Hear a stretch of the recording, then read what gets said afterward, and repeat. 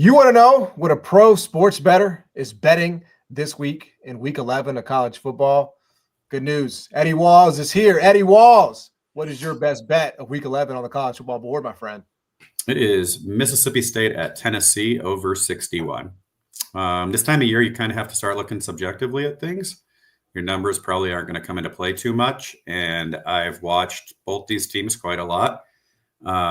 Tennessee has had to play the Kentuckys of the world, the SEC, really, really slow-paced teams. They finally get a top 15 pace team.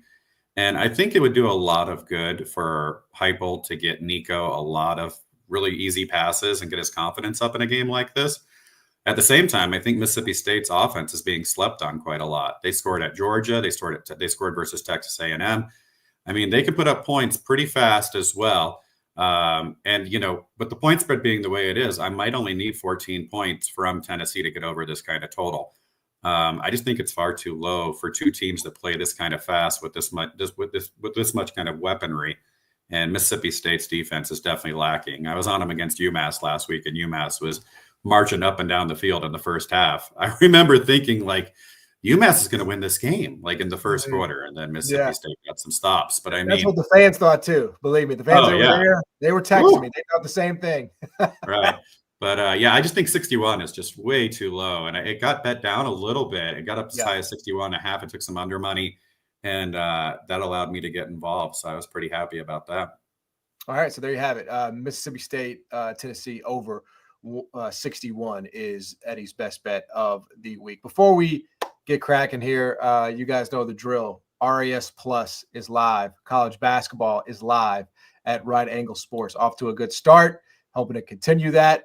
Packages available at raspicks.com. RAS Plus is certainly the best bang for your buck. You're going to find out there everything from extras to college football to NBA props, $29.99 a month. It's just great value to add to your portfolio. So make sure you get over there to raspicks.com and sign up for that package. Without further ado, if you have questions, put them in the chat, and we'll certainly get those across to Eddie. But without further ado, man, let's get it. The big slate this week: Georgia at Ole Miss. Georgia minus 2.5, so it's come down a bit with a total here of 54.5. This is a huge game, Eddie, for playoff implications. Obviously, Ole Miss kind of hanging on. What do you think here? I don't have anything. It's right on my number, but I can't make sense of the line if I'm being like 100% honest with you. Georgia won this game last year like 52-17 or something like that, and it wasn't even a game. And I know that Mississippi spent a ton in the portal to get their defensive line ready, and Georgia's looked rather iffy on offense the last couple of weeks, with Beck throwing a lot of interceptions. But Dart hasn't looked great all year to me either, and now Mississippi might be without Trey Harris, might be without Watkins. I can't really make sense of this line if I'm being transparent, but I also don't really want to jump in on a game like this. Yep. I think my initial number was like 3, maybe 3.5 max. My total was like 55.5, but with injuries, it's going to waver too much for me. You got anything here? Yeah, I mean, listen, there's been a lot of controversy over my best bet this week. There's no question about that, which we'll get to. And certainly Georgia minus 2.5, 3 was on the list for consideration, just because of all the things you mentioned. Ole Miss has injury concerns. I'm not necessarily sold defensively on the Rebs here. And plus, last year's meeting, it just kind of seems like Georgia has turned a corner since that Alabama game. Not that they needed to turn one, but I mean, if you sort of take out that first quarter against Alabama, I mean, what are we talking about here? I mean, they've just been the dominant outfit that we're used to them being. And we would probably be talking about them in a much different way. So I don't necessarily have anything, but in a week like this, depending on how I'm feeling on Saturday, I could certainly see myself getting over the top there on Georgia, but nothing here as of yet. Staying in the SEC, Alabama at LSU, Alabama minus 2.5 with a total here of 58. Anything for you in this one, Eddie? Yeah, I actually just played over in this game like maybe an hour and a half ago, 2 hours ago. I did move the number at Chris. That's the only place I could get down. So sorry about that. But the more I thought about it, I just couldn't stay away from it. My number was pretty high here to begin with. And I still am of the belief that LSU doesn't really try to run the ball. They just throw it 50 times a game. And that Alabama secondary is not what it's, was under Saban by any means. And, I just have problems with LSU's defense after watching Texas A&M. When Texas A&M put in the running quarterback, which Milroe is, they had no lines of defense for him whatsoever. And I just couldn't come close to this number. I ended up pulling the trigger on it. It wasn't a big bet. But, I mean, I'm still like around 60 and a half, 61. And it gets higher if the wide receiver Daniels goes for LSU. He's worth like a point and a half. So I don't know. I liked it. It wasn't my biggest bet of the week, wasn't my best bet of the week, but I just felt like it was definitely something I had to play. Yeah. JJ's asking what number on the total did 58 is fine. 58 is fine. I would have played that. Absolutely. All right. So 58 there for you in the LSU game. All right. Moving right along. Hey, I told you last week it was about to be Buffalo time on this show. All right. We were not going to keep leaving the Colorado Buffaloes out of this show. They're back in action this week at Texas Tech. They're favored by 4.5 with a total here of 62.5. I don't know, Eddie. It feels like defense might be optional in this one. Where are you on it? I mean, I think it might be optional for Texas Tech because it has to be. I think they're 133rd against the pass this week. So if you're like a fantasy player or you have props available to you somewhere in the country for college football, then you definitely want to look at Sanders overs and all their wide receivers overs, because Texas Tech has just been absolutely a mash unit in their secondary all season long. And that's not going to change, before this game. That's for sure. I think they're missing 2 linebackers as well now. I'm not involved here. I was at 3.5, 4. I'm not really interested in Texas Tech because, like I said, they don't have a defense. I tried to go with the over, but the problem is Colorado plays very, very methodically when they have a lead. If they have a lead here, then I'm kind of hoping that Texas Tech scores quickly, which they're not really apt to do at times. I definitely like the over, but it's just right where I made the number. I'm at 63, so there's nothing I could do there. I don't have anything. All right. We got Clemson at Virginia Tech. Clemson -6, total 53.5. Clemson, of course, just off that embarrassment against Louisville as a double-digit favorite, and never really even had a prayer in that one. Can they find a little bit of redemption against the Hokies here? I don't know. I really don't. I mean, the way that they were trying to move the ball in the fourth quarter really became clear to me that this is not maybe a great offense, more of who they've been playing. Wake Forest, NC State, teams that don't have any kind of defense whatsoever. App State, when you look at their resume, you see how the yards were accumulated. And then last week was really, really bad. Klubnik threw the ball for like 58 times, but only 210 yards or something like that. And they were still trying to establish the run in the fourth quarter because they had no offenses for explosives. On the flip side, I've got Virginia Tech, who I don't trust their injury reports anymore. I don't think you can. Tootin is always questionable. And then the quarterback is, just out at the last minute last week. They put in Schlee. He gets hurt. Supposedly they're all practicing. They're all good this week. I don't know if I buy that. That's hard for me to trust. So for right now, I'm on the sidelines. If I got a 6.5 or a 7 without drones and without Tootin, then that's like a slam dunk play. But if they play, then this number is probably a little bit high. Maybe I'm at 5.5. So yeah, I don't have anything currently, but I mean, I would definitely, if you wake up Saturday morning and you find out that drones is unlikely to play, my goodness, that's all I got to say about that. Mario Cristobal redemption game, Miami getting the rematch from. I was sitting with a buddy that had Miami live in that game for a large sum. I mean, they were losing, right? And he was celebrating, and he said, "All we got to do is kneel this out." No, I don't think he's bet since. I don't think he's bet. I mean, I'm a sicko. It's the game he comes back for, though, Eddie. Come back and hit Miami again. Yeah. So he's doing it? No, he's not. I'm asking. Should he unretire for this one? Miami -11. I always think if you take like a bad beat, like on a game, then maybe the next year you should take the same exact, because like the game's going to play out differently, right? And like, the karma gods are on your side. That's not how it actually works in real life.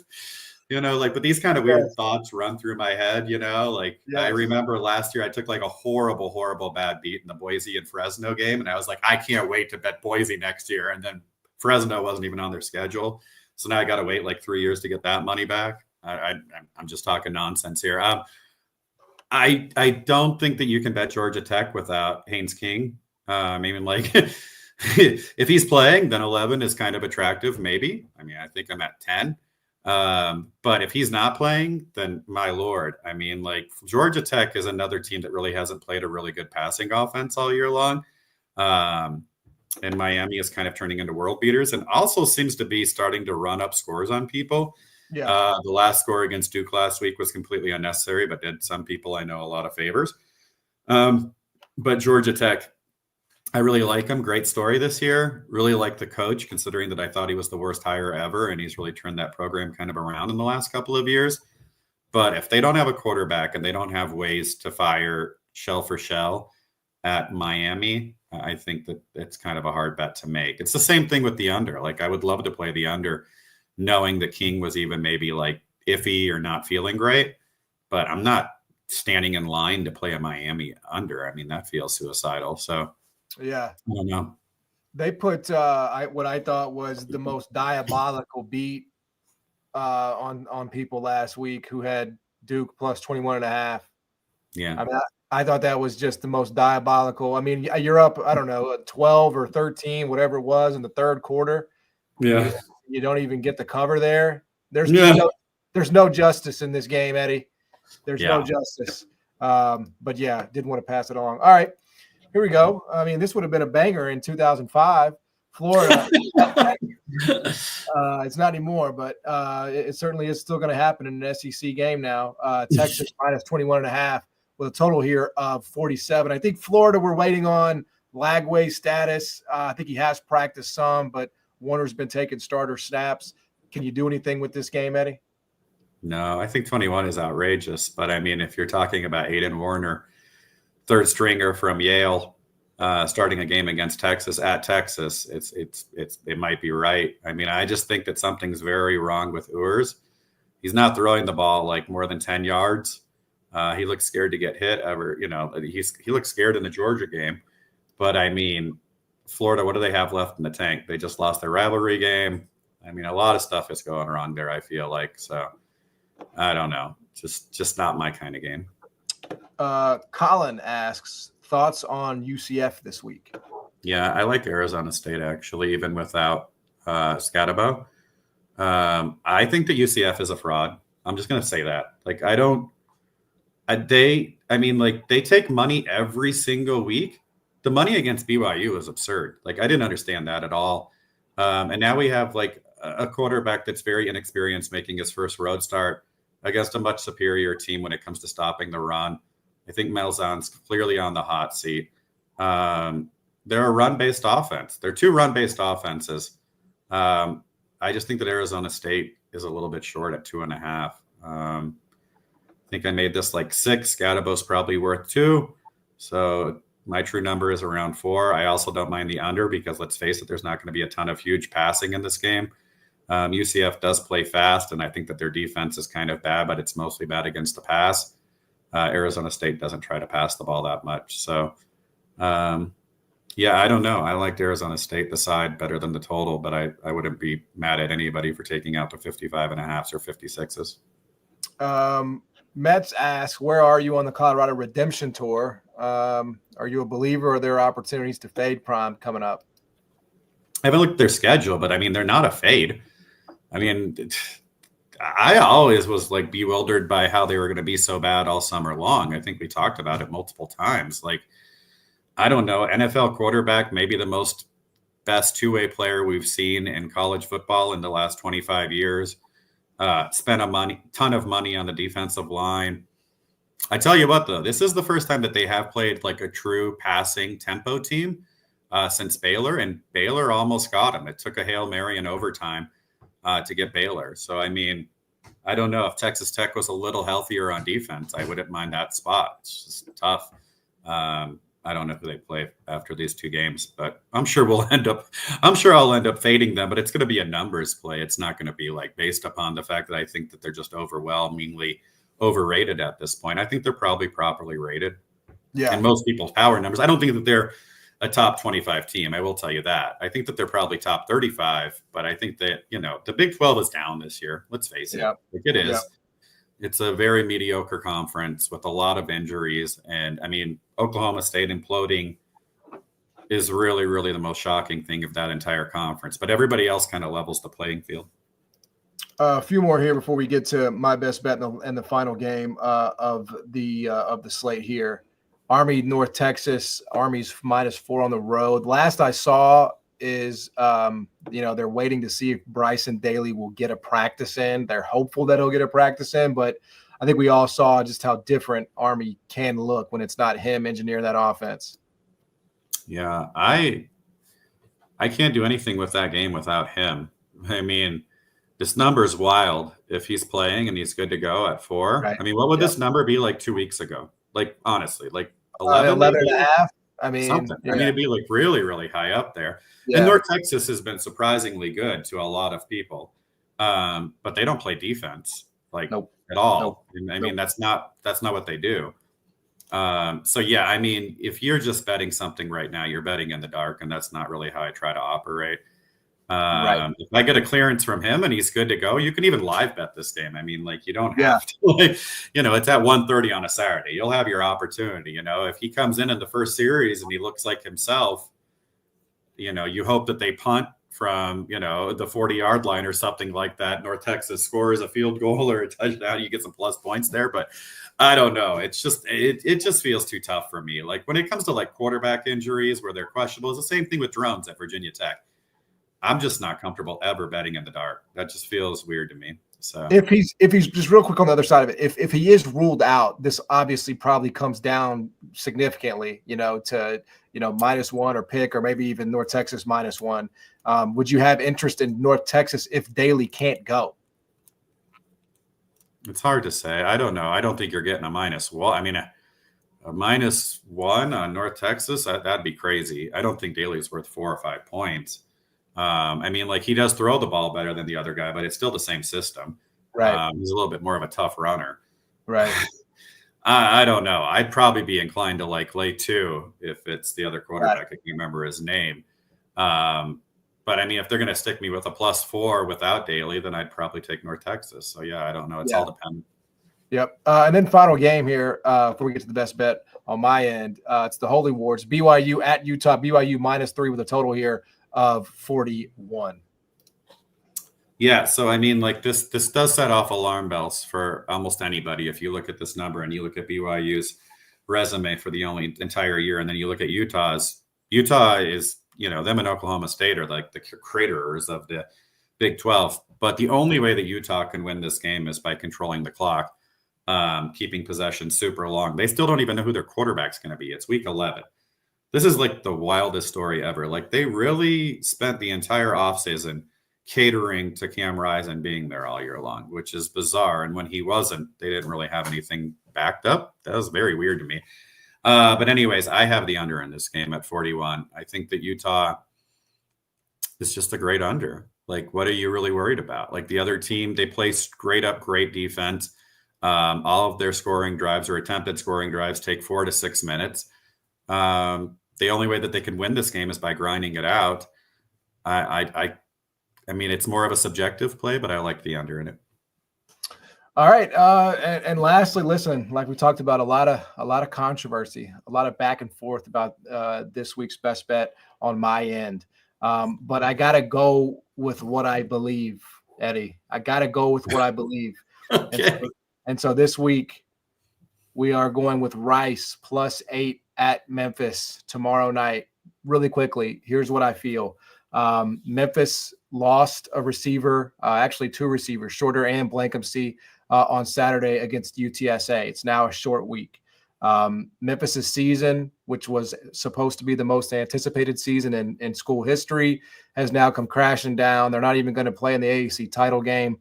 Meanwhile, on the other side, Rice gets their quarterback back last week in Warner. They beat Navy at home with a brand new coach. And so I do feel like they kind of feel like a miniature new season they are in. And I just think Memphis, with everything that they're dealing with injuries, with the way they've kind of looked throughout the year, defensively, a real letdown.